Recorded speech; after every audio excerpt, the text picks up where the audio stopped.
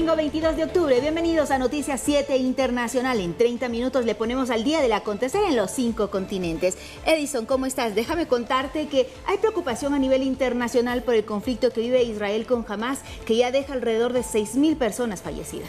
Además, les queremos contar que Nokia despedirá a 14.000 empleados. Toda esta información a continuación.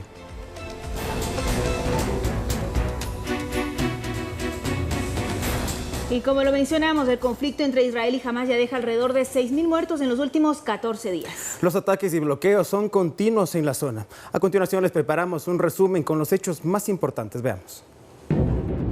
A 2 semanas de que la organización política y paramilitar Hamas atacó a Israel con el objetivo de eliminarlo y establecer un Estado islámico en su territorio, los bombardeos y ataques ya dejan más de 1.400 muertos y alrededor de 4.300 heridos en territorio israelí. A estas cifras se suman más de 250 personas secuestradas por el grupo terrorista Hamas, en su mayoría adolescentes y personas de la tercera edad. La respuesta de Israel también fue violenta, pues desde la Franja de Gaza se registran alrededor de 4.137 personas fallecidas y 13.000 heridos. Uno de los ataques más criticados internacionalmente fue a un hospital de Gaza, donde se cuestionó el origen del bombardeo ocurrido el pasado martes, donde 471 personas fallecieron y 300 resultaron heridas.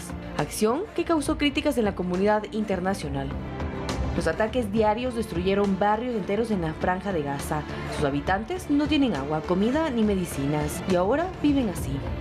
Por esta razón, la Organización de Naciones Unidas, ONU, pidió que se envíe ayuda humanitaria para estas personas. Actualmente vivimos en una situación extremadamente difícil. Fuimos desplazados de nuestros hogares, que alguna vez fueron seguros y prósperos, y ahora nos encontramos sin hogar, viviendo en constante miedo y terror. Nuestras necesidades básicas están insatisfechas. Cada día se pierden cientos de vidas y cientos de hogares son destruidos sobre las cabezas de sus residentes. Hacemos un llamado a los pueblos libres de todo el mundo. Tenemos derecho a vivir en paz.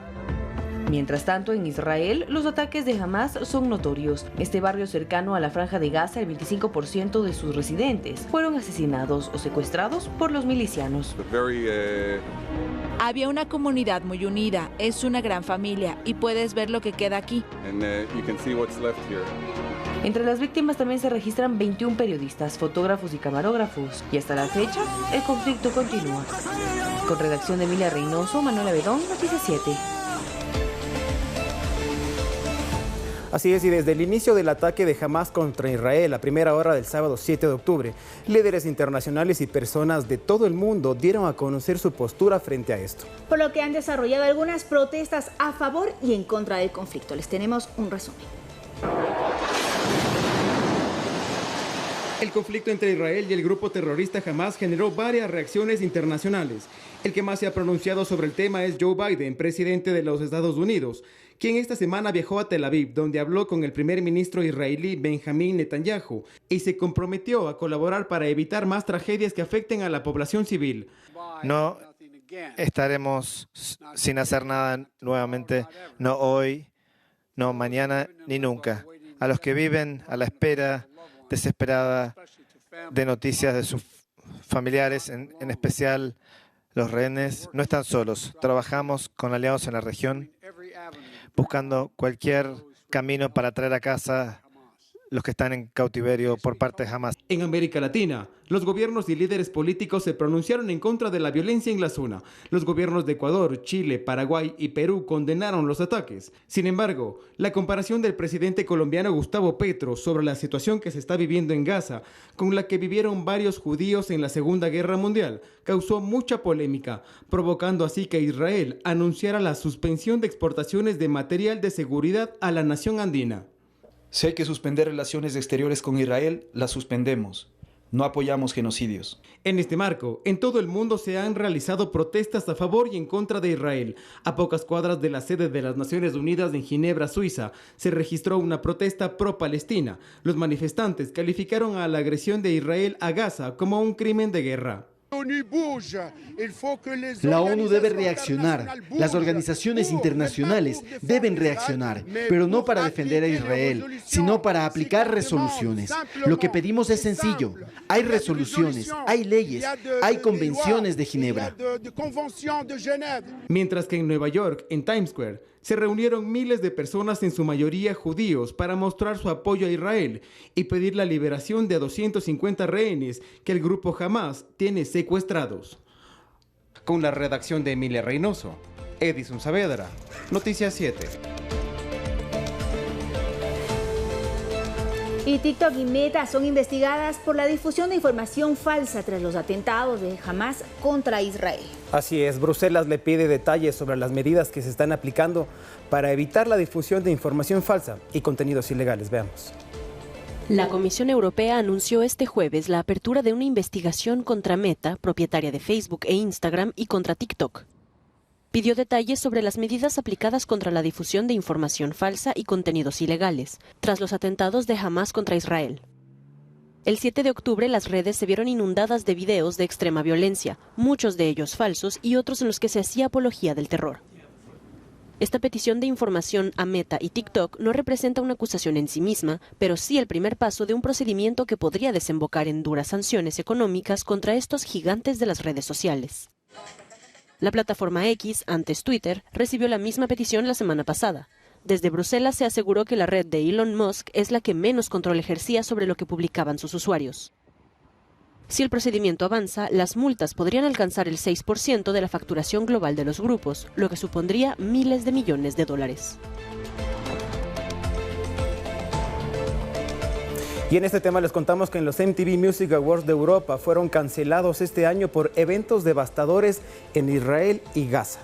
Así dijeron los organizadores. Por ejemplo, Paramount dijo que esto fue por extrema precaución, dada la volatilidad de los acontecimientos mundiales. Hemos decidido no seguir adelante, decía un comunicado. Así es, el espectáculo debía tener lugar en noviembre en París, con Doja Cat, Miley Cyrus, Olivia Rodrigo, Sa, Taylor Swift, Nicki Minaj, quienes estaban nominadas a Mejor Artista.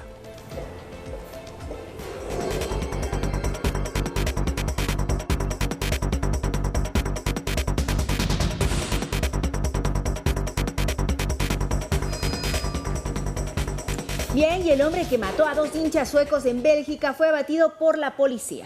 El individuo, que estaba prófugo, afirmó ser miembro de un grupo terrorista del Estado Islámico. Las autoridades descartaron que este ataque tenga relación con el conflicto en Gaza. Veamos. Tras un largo operativo policial, el sospechoso del atentado de lunes por la noche, que dejó 2 muertos y un herido en Bruselas, Bélgica, fue abatido cerca de una cafetería. Según las investigaciones, el atacante sería un hombre de 45 años que había solicitado, sin éxito, asilo en ese país en 2019.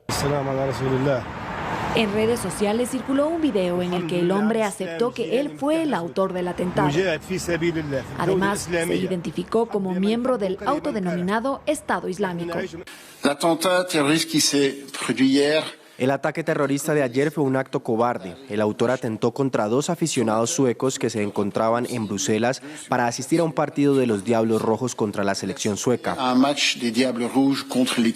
El autor era un hombre de origen tunecino que residía ilegalmente en nuestro país. Según la prensa de ese país, el atacante era conocido por la policía por supuestamente estar involucrado en actividades relacionadas con la trata de personas. En otro video publicado en la red social X, el agresor dijo que su intención era vengarse de los suecos en nombre de los musulmanes. El ataque se produjo cuando varios hinchas estaban reunidos para asistir a un partido de fútbol de clasificación a la Eurocopa entre Suecia y Bélgica. El asunto se convirtió en una investigación federal justificada por una posible motivación terrorista del tiroteo. La nacionalidad sueca de las víctimas se presentó como el probable móvil del acto. Por el momento, ningún elemento indica una posible relación con la situación entre Israel y Palestina. El atentado es tratado como terrorismo y puso a la capital belga en nivel de alerta máxima de seguridad. Así también, desde agosto pasado, la alerta terrorista en Suecia está en nivel alto, después de que la quema de ejemplares del Corán provocaran indignación y protestas en muchos países de mayoría musulmana. Con redacción de Emilia Reynoso, Miriam Zambrano, Noticias 7.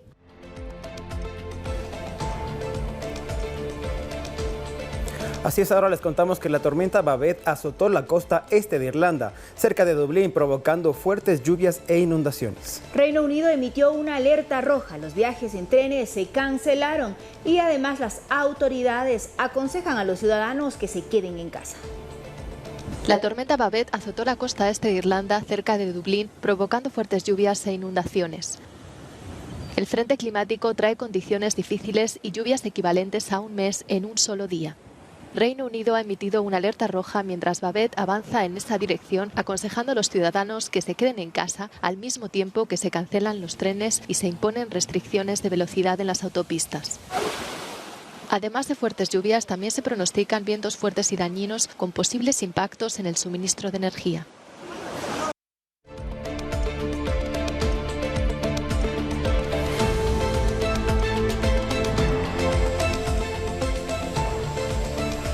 Ahora nos vamos a Perú con una noticia muy curiosa, pues el gobierno peruano emitió un nuevo decreto legislativo, el cual, entre otras cosas, indica que se sancionará hasta con 30 años de cárcel el robo de celulares, Edison. Así es esta información, a continuación.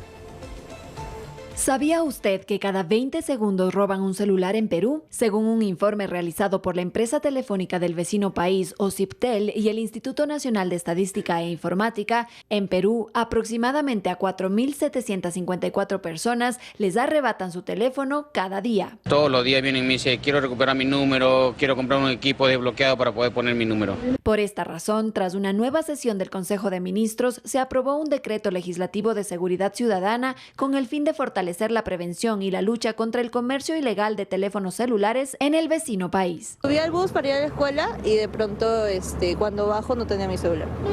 No puedo tener celular en la mano porque te roban o si no te pueden acuchillar por un celular. Según Alberto Otárola, jefe del Consejo de Ministros, esta medida modifica el Código Penal en la figura de robo agravado para incorporar el robo de terminales móviles, informáticos u otros similares como agravante. Entonces, por uno de estos equipos, no dudan los delincuentes hasta en causarte lesiones graves y con subsecuente muerte utilizando arma de fuego o muchas veces hasta armas blancas. De esa manera, este delito será sancionado con penas de 12 a 20 años de cárcel, que podrán llegar hasta 30 años si se utiliza explosivos o vehículos motorizados para cometer el delito. También se incorpora como crimen comercializar e importar equipos que permitan alterar los códigos de seguridad o los chips de celulares. Con redacción de Emilia Reynoso, Miriam Zambrano, Noticias 7.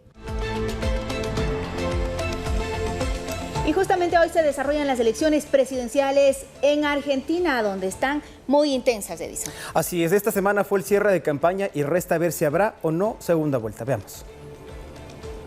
Argentina se encamina a lo desconocido. El futuro presidente de ese país tendrá que solucionar varios problemas. Uno de ellos, el aumento del 40% de pobreza y una inflación de casi el 140%. El país latinoamericano está a puertas de las elecciones presidenciales que se realizarán este domingo 22 de octubre. Así cerraron sus campañas electorales algunos de los 5 candidatos que se enfrentarán. Va a ser el gobierno más honesto de la historia argentina, más austero de la historia argentina. Y quiero ser presidenta para devolverte lo que te robaron, para devolverte tu plata, tu casa, tu futuro. En la capital Buenos Aires, Patricia Bullrich, de la coalición opositora Unidos por el Cambio, lanzó fuertes críticas al candidato Javier Milei, quien promete llevar al país a la dolarización. Las ideas de Milei no se pueden llevar a cabo. Por eso yo le digo a los jóvenes que lo votaron, fíjense que dolarizar sin dólares es imposible. Por su parte, Milei, que lidera los sondeos, fue recibido por sus simpatizantes como una estrella de rock. Sin embargo, hay a quienes no les convence su nula experiencia política y lo que consideran es una agenda populista. El domingo tenemos la oportunidad de volver a tener patria. De nuestro suelo deje de ser tierra fértil para los políticos corruptos y que sea una tierra de oportunidades. De su lado, el candidato oficialista Sergio Massa, actual ministro de Economía y segundo en las encuestas, apunta a captar el voto de jubilados, docentes y trabajadores. Solo resta por conocer si este domingo hay victoria en primera vuelta o 2 de los aspirantes a la presidencia se enfrentarán en segunda vuelta el próximo 19 de noviembre. Con redacción de Emilia Reynoso, Miriam Zambrano, Noticias 7.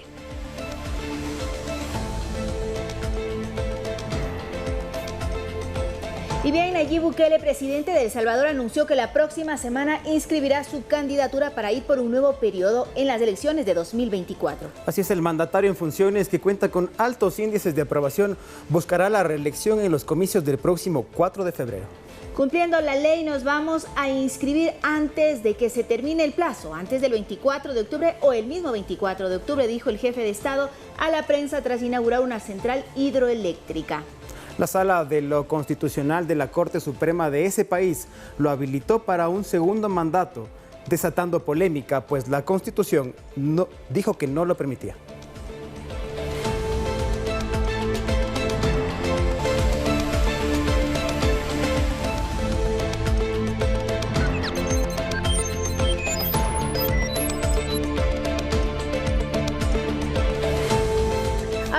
Al país ibérico, le contamos que en España se dio un duro golpe al tráfico de animales, pues la policía desarticuló una banda que traficaba con especies de mamíferos de manera ilegal. En el operativo, 13 personas fueron detenidas. Más de 400 animales, principalmente perros y gatos que se encontraban en situaciones insalubres, fueron rescatados de una red de comercio ilegal. Al menos 33 de estos animales estaban enfermos y algunos murieron debido al maltrato. Veamos.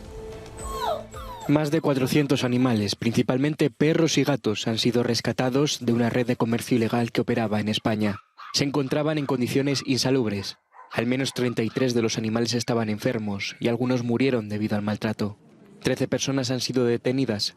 La red de tráfico actuaba en Barcelona, Madrid, Andorra y Europa del Este. Las autoridades sospechan que la banda falsificaba documentos para hacer pasar por sanos a animales enfermos en el momento de su venta. Los sospechosos se enfrentan a cargos de maltrato animal, fraude, falsificación de documentos y blanqueo de dinero. Una nueva ley de bienestar animal que entró en vigor en España en septiembre prohíbe la venta de animales de compañía en tiendas o por Internet. El tráfico puede suponer riesgos para la salud pública, ya que los animales de compañía criados ilegalmente no suelen estar vacunados y pueden transmitir la rabia, parásitos y enfermedades infecciosas a animales y personas.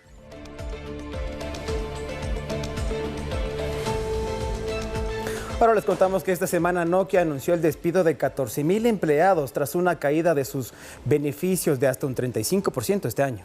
Ellos aseguran que el nuevo gobierno y el nuevo mercado de la 5G no está dando los frutos esperados por los grandes operadores. Antes, Nokia ya había realizado grandes recortes de personal en 2011 y 2020. El gigante finlandés de las telecomunicaciones, Nokia, anunció el jueves su intención de suprimir 14,000 puestos de trabajo tras la caída de sus beneficios en el tercer trimestre. La compañía pasaría a tener 72,000 trabajadores. El fabricante de equipos de telecomunicaciones, inmerso en una batalla por las redes 5G con sus rivales, vio caer sus ventas un 20%. El grupo registró un hundimiento del 69% de los beneficios del tercer trimestre, hasta 133 millones de euros en comparación con el año anterior. Y bien, nos vamos a Sudamérica. El gobierno de Colombia estableció un pago mensual a jóvenes de 14 a 28 años a cambio de dejar de matar como medida para evitar el sicariato. ¿Qué te parece, Edison? Así es, mediante el decreto suscrito el pasado martes por el presidente Gustavo Petro, 100,000 jóvenes que podrían ser cooptados por las bandas criminales recibirán $1.000.000 al mes, es decir, más o menos $237. Esta iniciativa formó parte de la campaña de Petro para ganar la presidencia de Colombia en un proyecto denominado Jóvenes en Paz y que ya lo había aplicado cuando fue alcalde de la capital, Bogotá, en 2014. Esperemos que esto funcione en realidad y dejen de subir las cifras. Y también esta norma ha sido bastante polémica y criticada en redes sociales debido a la situación económica de dicho país.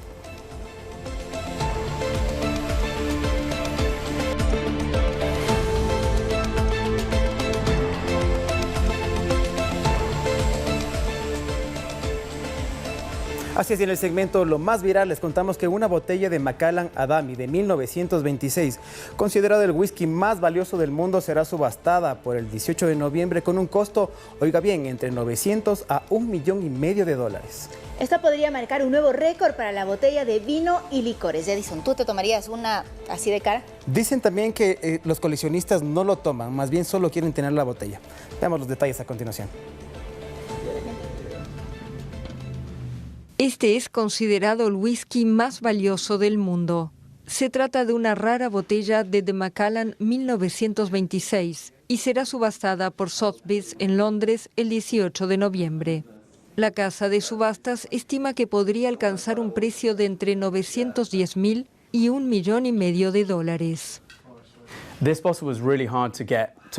Para empezar, esta botella era muy difícil de conseguir. Solo se podía obtener o directamente de Macallan si eras uno de sus principales clientes, o hubo un par de oportunidades de comprarla en una subasta. Pero es una de esas botellas que a través de una especie de folclore del boca a boca o la mitología se ha convertido en la botella más valiosa y todo el mundo busca estas cosas.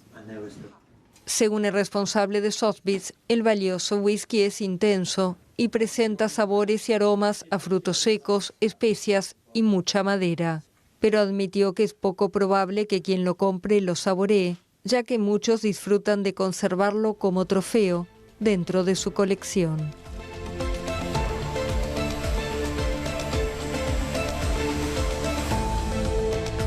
Y bien, tras agotar todas las entradas de su gira por grandes estadios, la superestrella del pop, Taylor Swift, llenó las salas de cine de fans. Así es, su película, que muestra varios de sus conciertos, recaudó $96 millones en su primer fin de semana de estreno en Norteamérica. A continuación, los detalles. Además de los estadios, Taylor Swift también llenó de fans las salas de cine. La película, que muestra escenas de 3 conciertos de la gira The Eras Tour de la superestrella del pop, recaudó unos $96 millones en su fin de semana de estreno en Norteamérica.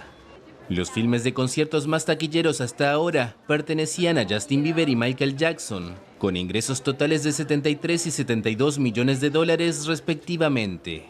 Swift superó esas cifras en 3 días y convirtió este fin de semana en el más taquillero desde los estrenos en simultáneo de Barbie y Oppenheimer. La película, producida con una rapidez inusitada, se estrenó con algunos toques especiales. Los cines que la distribuyen rompieron con la práctica habitual y animaron a los espectadores a bailar, cantar, sacar los móviles y en general actuar como si estuvieran en un concierto de verdad.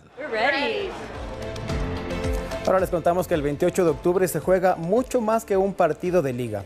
El clásico del fútbol español supone toda una cita deportiva y cultural de movimiento de masas. Y tanto el Barça como el Spotify, patrocinador principal del club, conocen muy bien su impacto. El logo de la lengua y los labios de los Rolling Stones sustituirá al de Spotify en la camiseta blaugrana. El próximo clásico, Mick Jagger, Keith Richards y Ronnie Wood, integrantes del ya legendario grupo, han posado con la camiseta que lucirá el primer equipo el sábado 28 de octubre en el Estadio Olympique de Montjuic. Sin duda será todo un espectáculo este evento. Habrá que verlo.